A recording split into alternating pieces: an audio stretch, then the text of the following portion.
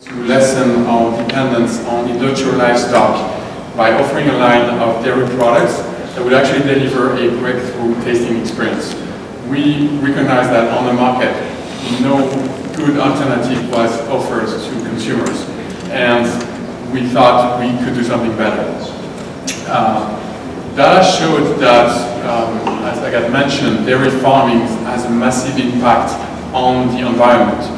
It's responsible for a lot of greenhouse gas emissions, it requires a lot of water, and actually an interesting fact, the land equivalent to California and Washington states together is required in the US to produce meat. So it's a huge pool usage of the land.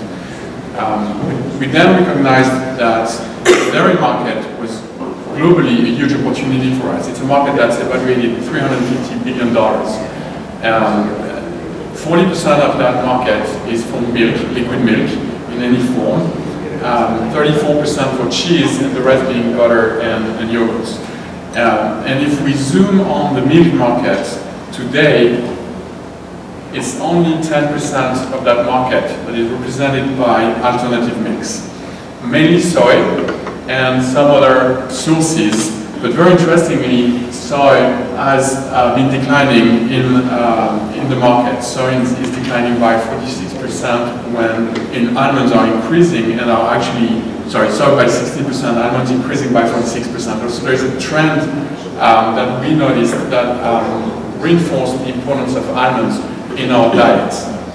Almonds and nuts in general are actually today very popular for health reasons, because we have many different diets that are actually recognizing the importance of nuts in your diet for the amount of fat that they're bringing, the quality of fat that they're bringing.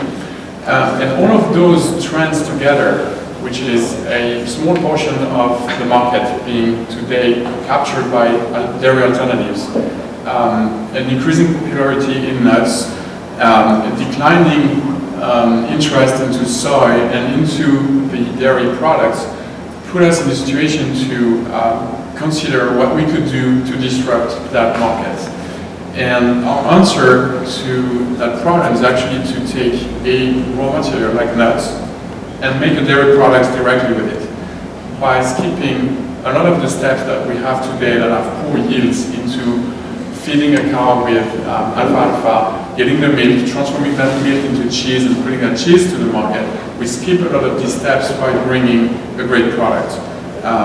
And that product is something that we have patented. So we're the only one today.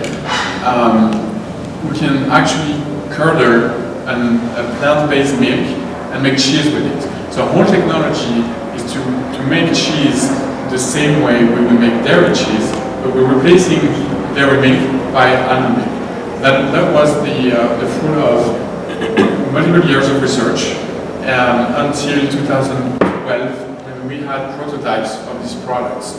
These prototypes have been early accepted by Whole Foods, who's at the top of these trends.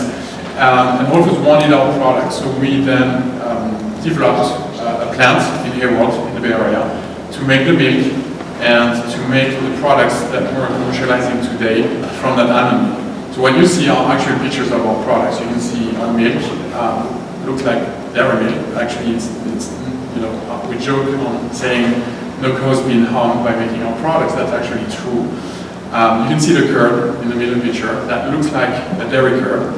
And then you can see one of our products. In that case, that's our ricotta. So these products, 4 of them, were actually the first ever plant-based cheeses. And we insist on the fact that these are cheeses because we make them the way we would make dairy cheese.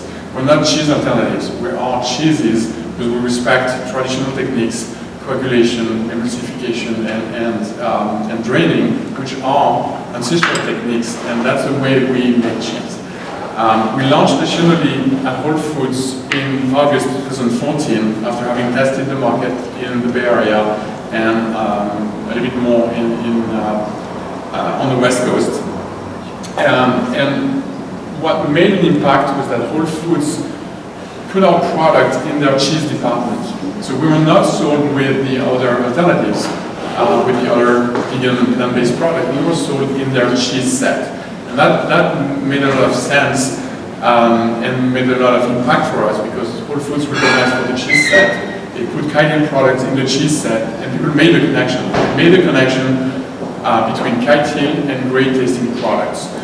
Hopefully you'll have a taste later today and you can share that.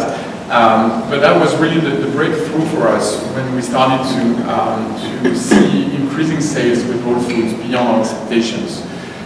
Soon after launching these, we kept developing products, and we're still developing new products, and we came up with actually a second variety of products: spreadable cheeses, cream cheeses, yogurts, and working on milks. So, looking at our platform, where we migrated from very special occasions cheeses to a daily use of the product. And today, our best-selling items are actually our yogurts because it's a daily consumption act. It's priced similarly to yogurts on the market, and it brings the same tasting experience. We have had a great press and a great return on media on our product, whether it was food specialized media or actually business specialized media. You can have people from Food and Wine saying that your products are actually the great deal, or Oprah magazine naming us into the 50 genius inventions. So consumer-oriented, business-oriented, food-oriented, Reader's Digest, and a lot of press from the US, a lot of press and attention from actually Europe and Asia as well, because the trends of going away from dairy and going into more plant-based foods is not only something we notice here, it's something that's happening also in Europe.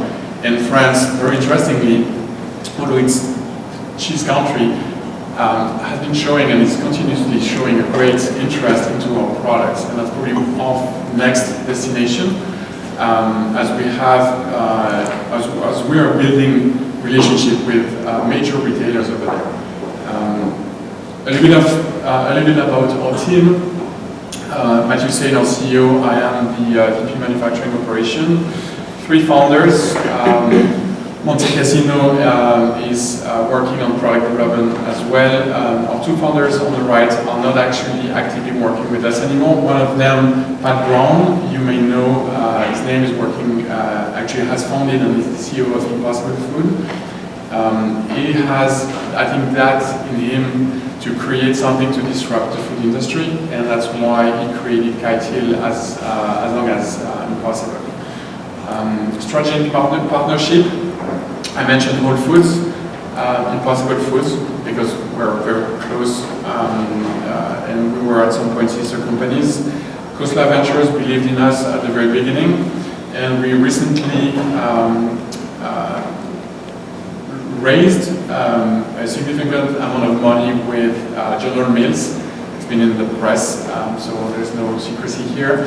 General Mills invested in our company because they believe that what we're doing is disrupting and is actually bringing something different to the customers. They believe that not only our yogurts, but also our cheese line is a very important move in the industry and something they haven't seen for a long time, and that's why they actually invested significantly in our company.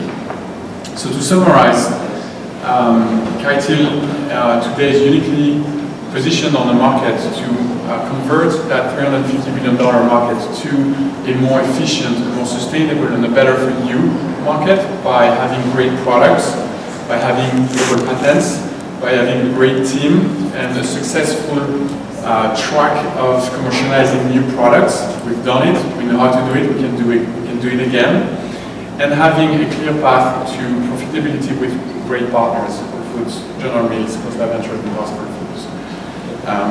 We have product after, be behind the counter if you have any questions about them. I'm really happy to answer anything. And again, if you have any comments or questions, I welcome them very much.